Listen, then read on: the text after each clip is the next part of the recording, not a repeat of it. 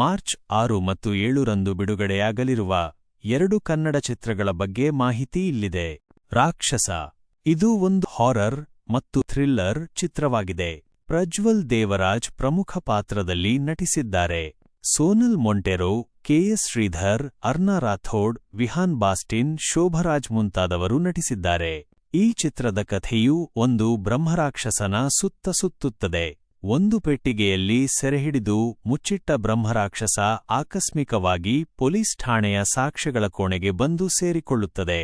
ಇದರಿಂದ ತೊಂದರೆಗೆ ಸಿಲುಕುವ ನಾಯಕ ರಾಕ್ಷಸನಿಂದ ಹೇಗೆ ಪಾರಾಗುತ್ತಾನೆ. ಲೋಹಿತ್ ಹೆಚ್ ನಿರ್ದೇಶನ ಮಾಡಿದ್ದಾರೆ. ಬಿ. ಅಜನೀಶ್ ಲೋಕನಾಥ್ ಸಂಗೀತ ನೀಡಿದ್ದಾರೆ. ಈ ಚಿತ್ರ ಮಾರ್ಚ್ 7 ರಂದು ಬಿಡುಗಡೆಯಾಗಲಿದೆ.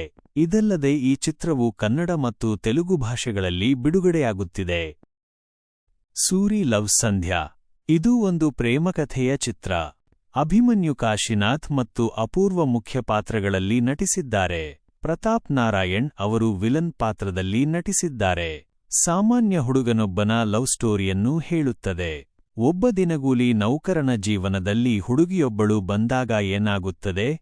ಈ ಚಿತ್ರದಲ್ಲಿ ಒಬ್ಬ ಹುಡುಗ ತನ್ನ ಪ್ರೀತಿಗೋಸ್ಕರ ಹೇಗೆ ಹೋರಾಟ ಮಾಡುತ್ತಾನೆ ಎಂಬುದು ತೋರಿಸುತ್ತದೆ.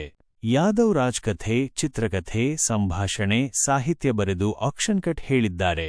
ಕೆಟಿ ಮಂಜುನಾಥ್ ಅವರು 7 ಕ್ರೋರ್ ಎಂಟರ್ಟೈನ್ಮೆಂಟ್ಸ್ ಬ್ಯಾನರ್ ಅಡಿಯಲ್ಲಿ ಈ ಚಿತ್ರವನ್ನು ನಿರ್ಮಿಸಿದ್ದಾರೆ. ಈ ಚಿತ್ರವು ದುಬೈನಲ್ಲಿ ಪ್ರೀಮಿಯರ್ ಶೋ ಕಂಡ ಮೊದಲ ಕನ್ನಡ ಸಿನಿಮಾ ಎಂಬ ಹೆಗ್ಗಳಿಕೆಗೆ ಪಾತ್ರವಾಗಿದೆ.